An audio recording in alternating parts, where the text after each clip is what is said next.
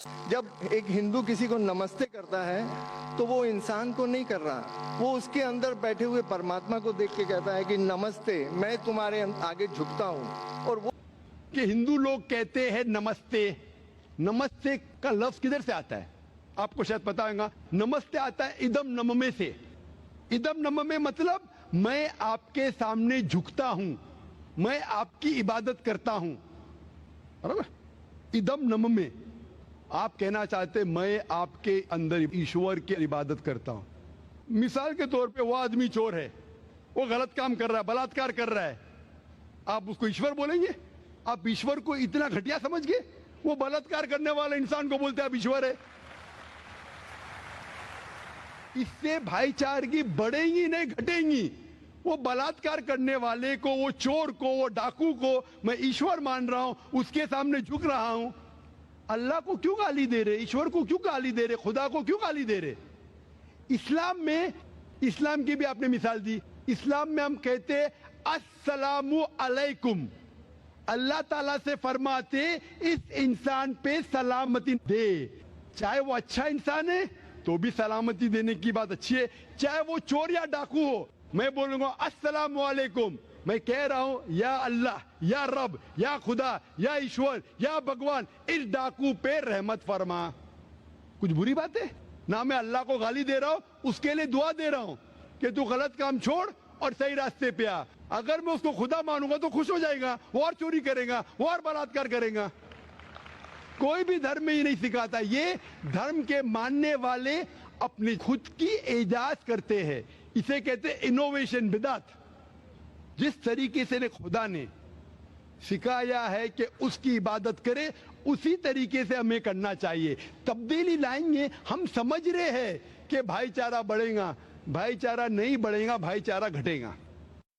आपने मुझे शुरुआत में नमस्ते कहा। नमस्ते, नमस्ते के क्या मानी है भाई साहब, आप बोल सकते हैं? नहीं पता क्या मानी है? माइक्रोफोन ऑन कीजिए जरा भाई साहब का।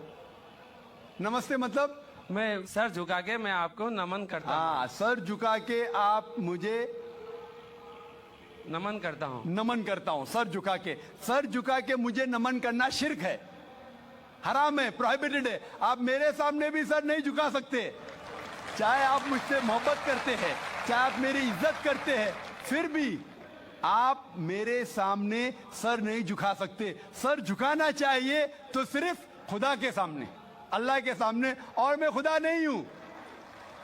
आप जानते हैं, आप मेरी इज्जत कर सकते हैं, मेरी बात जो मैं कहता हूं उसके ऊपर अमल कर सकते हैं, लेकिन आप मेरे सामने सर नहीं झुका सकते। इसीलिए मैं जवाब में आपको कहूंगा अस्सलामु अलैकुम, आप पे सलामती हो, आप पे सलामती हो। आप समझे ना?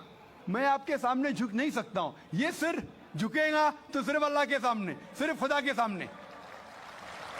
तो आपने बड़प्पन में मुझे कहा, लेकिन अगर गलत चीज कहा तो मैं वापस से जवाब नहीं दे सकता हूं, क्योंकि मैं जानता हूं जो लोग नहीं जानते वो ऐसे हरकत कर सकते हैं। मिसाल के तौर पे, 1 महीना पहले मैं जब बॉम्बे एयरपोर्ट पे था तो एक औरत, हिंदू खातून, मुझे पूछी कि आप डॉक्टर जाकिर नाइक है?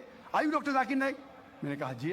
ओ, मैं आपका रोज प्रोग्राम देखती हूँ, मैं दुबई से 25 साल के बाद बंबई में आ रही हूँ, 25 साल के बाद हिंदुस्तान में आ रही हूँ। उसकी सिर पे टीका था, हिंदू औरत थी, बोलती मैं आपके प्रोग्राम देखती हूँ और बहुत अल्हम्दुलिल्लाह तारीफ करने लगी। सारी तारीफ अल्लाह की है, मैं कुछ भी नहीं हूँ। और फिर कहने लगी कि मैं तुम्हारे पैर छूना चाहती हूँ। मैंने कहा कि ये गलत है, शिर्क है। तो बोले क्यों? वही जवाब मैंने दिया, आप जो भी कहो मैं आपकी बात मानूंगी। तो मैंने कहा आप कुरान मजीद पढ़िए, कुरान मजीद पढ़िए और इसके ऊपर अमल कीजिए। और मैंने तकरीर दी है similarities between Islam and Hinduism, Islam और हिंदुइज्म में यकसानियत, और साबित किया है कि हिंदुइज्म में भी लिखा है कि आप सिर्फ एक ईश्वर की इबादत करना चाहिए, जितने ऋषि आने वाले उनमें मानना चाहिए, और मोहम्मद सल्लल्लाहु अलैहि वसल्लम में भी। तो आपको अगर कुरान और वेदा पे अमल करना चाहिए जो यकसा है, आपको एक खुदा में मानना पड़ेगा और आखिरी पैगंबर मोहम्मद सल्लल्लाहु अलैहि वसल्लम पर।